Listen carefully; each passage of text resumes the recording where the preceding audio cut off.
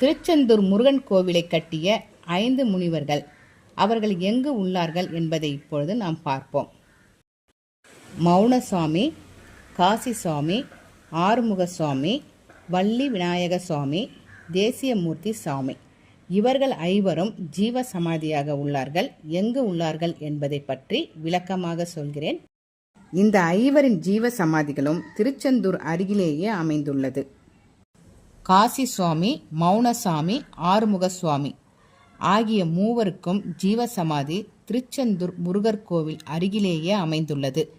அடிக்கடி எல்லோருமே இந்த மூவர் ஜீவசமாதியும் பார்த்திருப்பாங்க.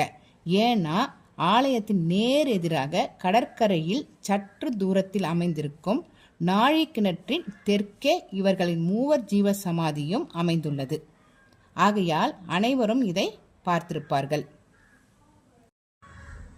4வதாக ஞான ஸ்ரீ வள்ளி நாயக சுவாமி அவர்களின் ஜீவசமாதி சற்று தொலைவில் உள்ளது. திருச்செந்தூர் கோவிலின் ராஜகோபுரத்தின் வடக்கு வெளி பிரகாரத்திலிருந்து சரவண பொய்கை செல்லும் பாதையின் அருகில் வலது புறம் உள்ளது.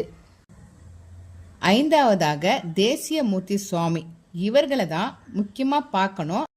நிறைய பேர் பார்த்திருக்க முடியாது. ஏன்னா இவர்தான் ராஜகோபுரத்தை கட்டியவர். திருச்செந்தூரிலிருந்து திருநெல்வேலி சாலையில் ஸ்ரீவைகுண்டத்திற்கு முன்னதாக ஆழ்வார் திருநகர் என்னும் ஊர் உள்ளது.